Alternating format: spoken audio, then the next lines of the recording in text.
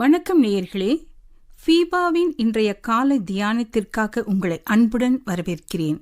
கிறிஸ்துவுக்குள் பிரியமான சகோதர சகோதரிகளே, சிலுவையிலே அறையப்பட்டு தம்முடைய ஜீவனை நமக்காக கொடுத்து அடக்கம் பண்ணப்பட்டு 3வது நாள் உயிரோடு எழுந்த சிலுவை நாதர் இயேசு கிறிஸ்துவின் பரிசுத்தமுள்ள நாமத்தில் உங்களை அன்போடு கூட வாழ்த்துகிறேன்.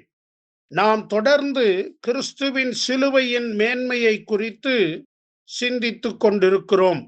ஆண்டவராகிய இயேசு சிலுவையை சுமந்து கொண்டு அவர் பின் வருவதை பற்றி சொன்னதை பார்த்தோம்.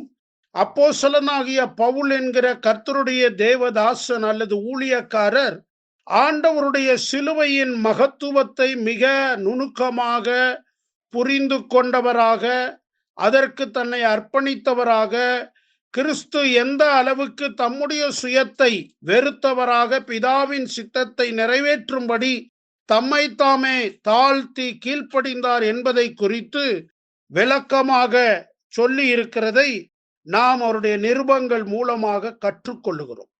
அந்த விதத்திலே இன்று கலாத்தியர் 6ஆம் அதிகாரம் 14வது வசனத்தை உங்கள் முன்னாலே வைக்கிறேன்.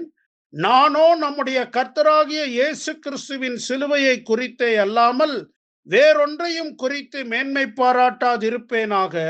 அவரால் உலகம் எனக்கு சிலுவையில் அறையுண்டு இருக்கிறது, நானும் உலகத்திற்கு சிலுவையில் அறையுண்டு இருக்கிறேன் என்று அப்போஸ்தலனாகிய பவுல் கூறுகிறதை வாசிக்கிறோம். அப்போஸ்தலனாகிய பவுலுக்கு மேன்மை பாராட்ட பல காரியங்கள் இருந்தது. ஆனால் அவர் அவைகளை குறித்து மேன்மை பாராட்டவில்லை.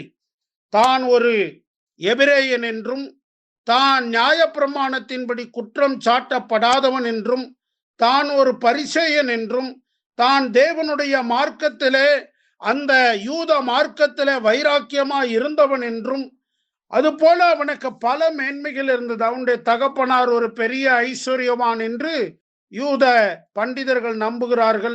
அது மாத்திரமல்ல, அவர் அதிகம் படித்தவர், கமாலியலின் பாதத்திலே கற்று தேர்ந்தவர். இப்படி பல மேன்மைகள் இருந்தாலும் அவை எல்லாவற்றையும் நான் குப்பை என்று எண்ணுகிறேன். எதற்காக? கிறிஸ்துவை அறிகிற அறிவின் மேன்மைக்காக என்று சொல்லுகிறார். அப்படிப்பட்ட பவுல்தான் படிப்பை குறித்தோ, குடும்ப பின்னணியை குறித்தோ, தன் பக்தி வைராக்கியத்தை குறித்தோ, தன்னுடைய வாழ்க்கையின் பாரம்பரியத்தை குறித்தோ நான் மேன்மை பாராட்டவில்லை, கிறிஸ்துவின் சிலுவையை குறித்தே மேன்மை பாராட்டுகிறேன் என்று சொல்லுகிறார். பிரியமானவர்களே, சிலுவை என்பது பார்ப்பதற்கு ஒரு பலவீன தோற்றமாய் தெரியலாம். அவர் பலவீனத்திலே சிலுவையில் அறையப்பட்டதாக பலர் நினைக்கலாம்.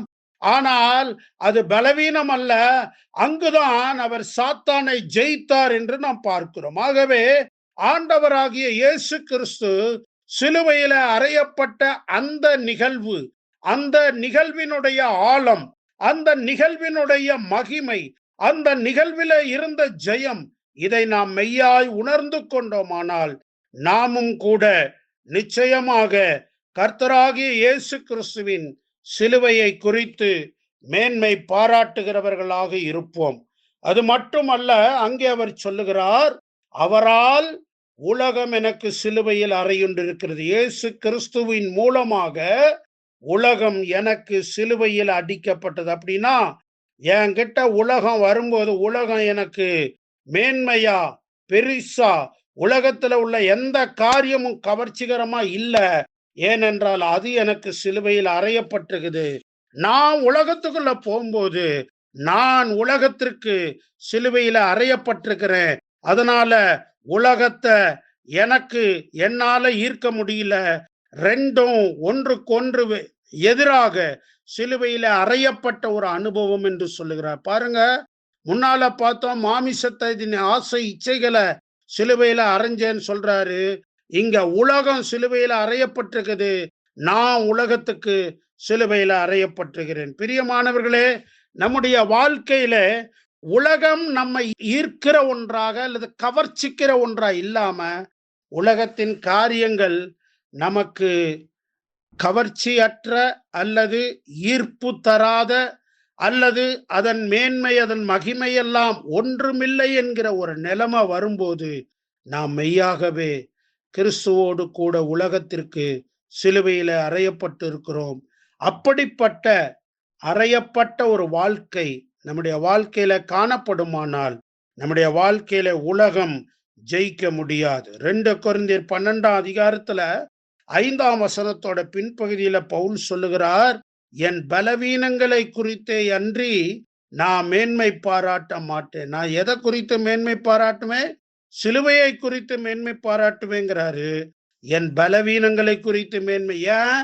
என் பலவீனத்துல தான் கர்த்தருடைய பலம் பூரணமா வெளிப்படுது. அதனால நான் அதை குறித்து மேன்மை பாராட்டுவேன்னு சொல்றாரு.